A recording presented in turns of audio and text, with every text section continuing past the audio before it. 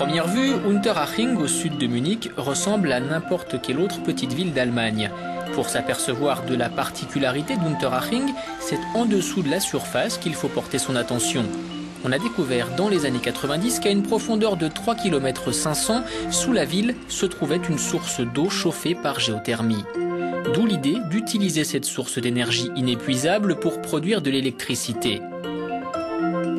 Mais pour l'eau, comme pour le pétrole, le forage est très coûteux et sans garantie de résultat.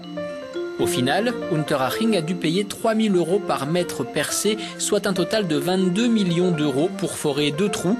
Le premier qui sert à pomper l'eau chaude, le second à la réinjecter dans la nappe. Le forage s'est avéré concluant, une station de pompage a donc été construite. L'eau chaude ainsi captée permet de produire 3,4 MW d'électricité par heure tout en fournissant du chauffage aux habitants de la ville. L'électricité produite est vendue au réseau national allemand. Unterhaching récolte jusqu'à 5 millions d'euros par an. Wolfgang Geisinger dirige l'entreprise qui exploite le site. C'est un projet très ambitieux que vous avez lancé là. Qu'est-ce qui vous a poussé à mettre en œuvre un exercice aussi risqué et coûteux ?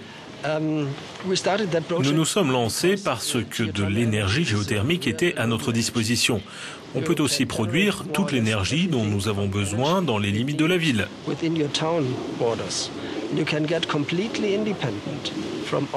Il y a la possibilité de ne plus dépendre du tout du gaz ou du pétrole, en étant capable de produire du chauffage à distance et de l'énergie, le tout à partir d'une seule et même source.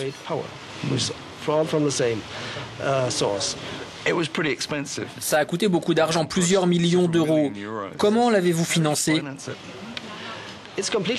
Entièrement par la communauté, avec des garanties de l'État. La communauté a donc pu faire des emprunts pour lancer le projet.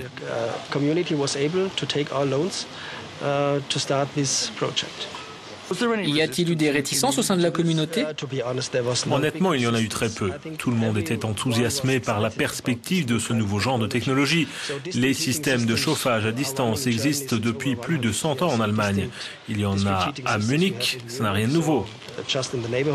Ce qui est nouveau, c'est d'utiliser ces réseaux avec la géothermie. Pour beaucoup de gens, cela peut paraître surprenant de produire de l'énergie géothermique sans être dans une région volcanique comme par exemple l'Islande ou la Nouvelle-Zélande. Comment est-ce possible ?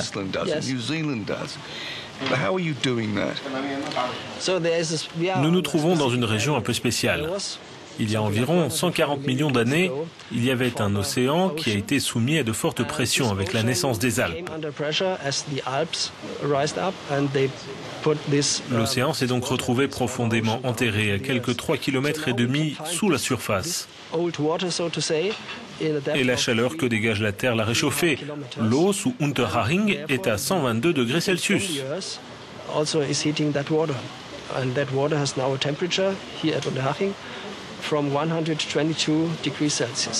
Vous utilisez une nouvelle énergie pour exploiter le site. Oui, tout à fait. Effectivement, on utilise deux procédés. D'abord, le chauffage à distance. On peut faire circuler l'eau à 85 degrés Celsius. Mais pour produire de l'énergie, l'eau doit être à plus de 100 degrés. Et comme je vous le disais, nous sommes à 122 degrés, bien plus qu'assez donc pour créer un processus de vapeur.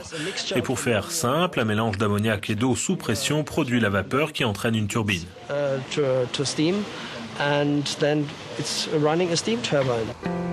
La nouvelle centrale géothermique d'Unterhaching fournit du chauffage aux bâtiments publics, comme la piscine, mais également à quelques 3000 habitations. Pour cela, il a fallu enfouir des conduites sous la plupart des routes de la ville. La ville qui prévoit d'étendre son réseau afin de couvrir 7000 habitations, soit 70% des résidences d'Unterhaching. Vous êtes un exemple pour bien des villes. Vous vous êtes montré audacieux et vous avez acquis votre indépendance énergétique. Pensez-vous que les autres villes devraient s'en inspirer ?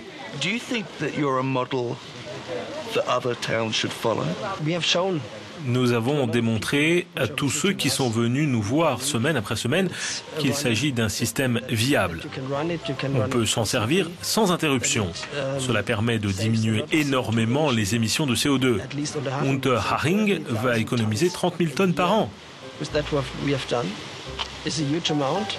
C'est énorme, et si l'on veut fournir aux habitants une source d'énergie constante, alors il faut opter pour la géothermie partout où c'est possible.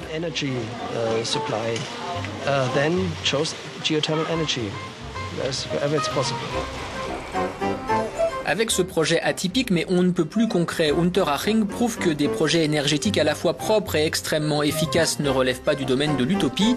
Pour exploiter ce potentiel, il suffit que tout le monde avance dans la même direction et partage cette vision du possible.